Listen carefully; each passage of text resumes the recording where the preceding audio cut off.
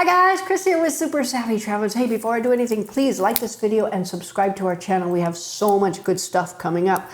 But today I'm going to answer the question that's on everybody's mind. Is it possible to live comfortably, happily, and well in Italy for less than $1,000 a month?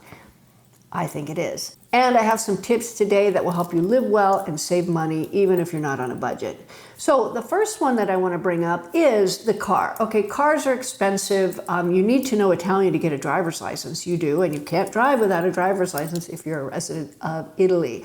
So that's a problem, and it's also an expense. You got to buy the car, you got to keep gas in it, you got to maintain it, you got to pay, insurance and all of that stuff. If you get rid of your car, first of all, a bunch of headaches go out the window.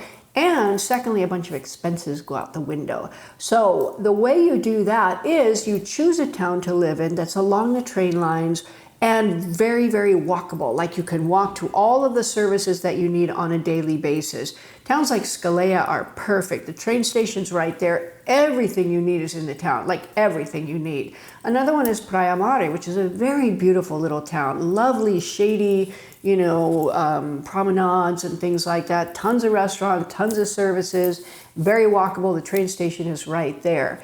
And Mola di Bari is another one. If you want Puglia is gorgeous. Mola di Bari is perfect because the train station is a short walk from anywhere in Mola. And our place there is in the historic center, which is very close to the sea, very close to the piazza. All of the shops, all of the services, all the gelaterias, everything you need is right there. So choosing one of those towns is, even if you end up paying a little bit more, which you probably won't if you buy in Scalea, but even if you pay a little bit more to be in a town like that, you're going to save a ton of money on daily living without a car. The second thing is stay out of the tourist areas. Go there on vacation. Go there for a day, and that's great, but don't live there. There's too many reasons not to live right in the middle of like Florence, okay? First of all, it's inundated with tourists. You can't get anywhere. Everything's always crowded. It's always rush hour in Florence, right? You go out of Florence a little ways, the properties are cheaper, the food is cheaper, there's so many more really, really traditional restaurants and that kind of thing, and you really get involved in real Italian living. Places like Florence, I love Florence, I go there all the time. It's a beautiful place, but it can have a bit of that Disneyland-esque sort of feel to it because of all the tourist things and everything that's happening. Now, if you like a bustling city, live in a bustling city. You're going to pay a little bit more for that.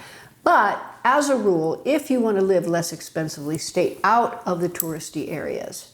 Now, one tip is Torrita di Siena, which we love to talk about. 10 minutes from Montepulciano, I think 12 minutes from Pienza, 25 minutes from Cortona, all those beautiful places in Tuscany, and the prices are very inexpensive. Another example, again, Mola di Bari. If people want to live in Polignano a Mare, which is a very popular tourist place, they're going to pay at least 1/3 to a half more for the same house in Polignano a Mare than you would in Mola di Bari, and it's only one train stop away. Like, it's a total no-brainer. So think that way when you're looking for either renting or owning. Purchasing a property is great in any of those areas. The third one is choose a small town and not a big city. This kind of segues from the last point that I had. But the small towns, there's so many of them in Tuscany, towns like Rigomagno, towns like Sinalunga, even Torrita di Siena, where we could probably walk to the train station. Minimally, we could take an e-bike to the train station or a very short Uber ride. And they're very affordable, way more affordable than anything near the big cities like we mentioned. So the hill towns, especially because people are leaving the hill towns, like the Italians don't want to live there. They're more comfortable being in the areas where they're actually working. A lot of the hill towns are losing people, so you can pick up properties there for very little money, and you can get them renovated very, very beautifully. Let's talk mortgage-free living. That's everybody's dream, right? Oh, I paid off my mortgage. I'm free, I'm free. And that's true. So what if you started your life in Italy mortgage-free? Wouldn't that be awesome? And you can totally, totally do it. Why? Because if you choose the right area and you choose the right house, you can get something very inexpensive. And let's say you want to do a little bit of love in the house, you can do that. And it's still very inexpensive, very affordable. You can buy in the area of, say, Torrita di Siena, in the little downtown area, super modern apartments with garages, with lifts, with everything you need, 2 bedrooms, 2 baths, beautiful. all redone, 150,000 euros. So you can actually go in and, like, if you sell your house in the US, probably most houses in the US are way more expensive than the houses in some of these towns that are a little off the beaten path in Italy. And sell your house, buy one, and you're mortgage free. Another tip is, if you love to eat out, and who doesn't love to eat out, and you can do that very affordably in Italy if you stay out of the, popular tourist areas and whatnot.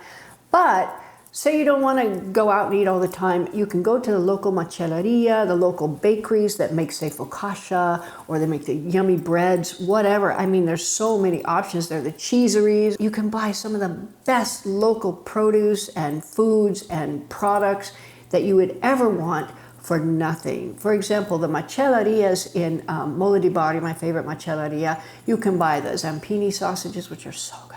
You can also buy bombetti, and you can buy these also in the macelleria in Torrita di Siena. And these are prepared things on a skewer. They basically prepare stuff that you just throw it in the oven for 20 minutes, boom, it's done, and there's your lunch. And we actually do that quite a lot. I went to the macelleria, and it was a Saturday, so I needed enough food to get us through Sunday. And we go in the macelleria, and I said, I need some bombetti. I want some of these meatballs. And then they have these chicken meatballs. Oh, I'll have some of those. I bought enough food for me and Pete for the weekend, and it was 13 euros.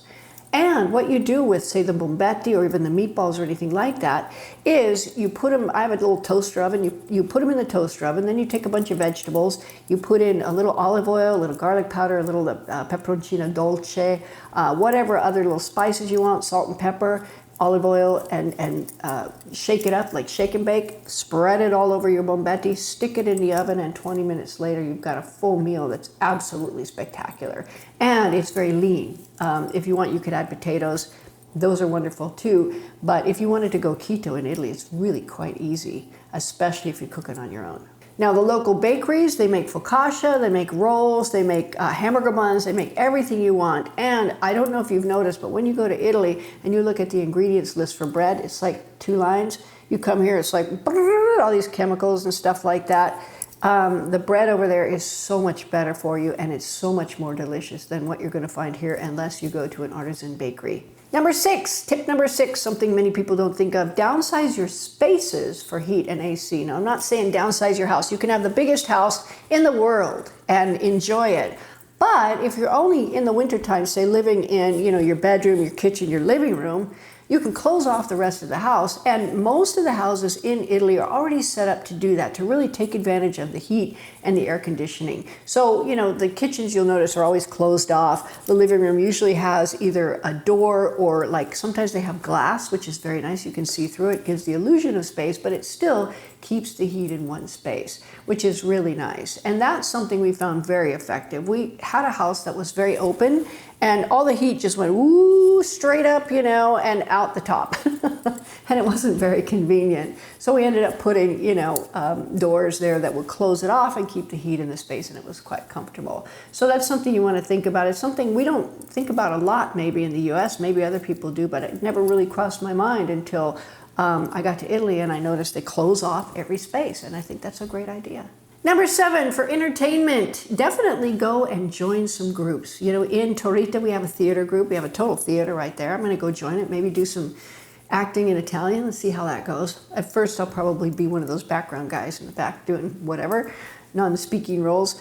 But it's a group activity and it's a lot of fun. Plus, in Torrita, we have the contrade. And the contrade are the neighborhoods. And of course, they have all of the festivities that they have, and they always need volunteers to put them on. So sometimes they need cooking volunteers, sometimes they need setup, they need all kinds of different things. Everybody gets together and it's a group activity, which is really, really fun. And then there's camaraderie and friendships and everything that come out of that. And it's wonderful. There's knitting groups, there's sewing groups, there's art groups, there's theater groups, there's the contrade. There's so many different groups there. All you got to do is look around a little bit and look in Facebook groups, theater groups in Torrita di Siena. I found several on Facebook just with that. And then you can start meeting people and networking. And then when you arrive, boom, you're in. Number 8, learn the language immediately so you don't have to use an interpreter for everything. Interpreters, they can, they understand how valuable they are, so their prices are starting to go up.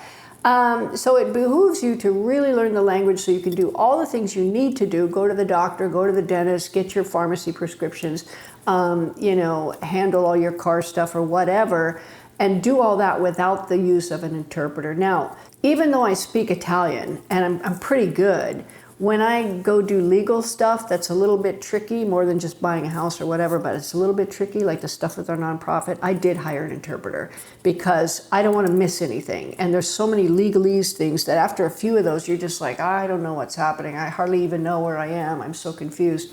It behooves you then to get an interpreter. But everyday stuff, if you can handle it without an interpreter, you're going to save a lot of money. So those are just 8 things. If you can think of other things that help you save money in Italy, let us know in the comments because we would love to hear from you. And give this a try. Start thinking about things, guys. If you really want to live in a budget over there, check out these ideas, check out the maps, look at the different towns and all of those things, see what everything has to offer. And I can guarantee you that you can live in Italy on a budget very well, very happily, and very comfortably. So there you go, guys. See you soon.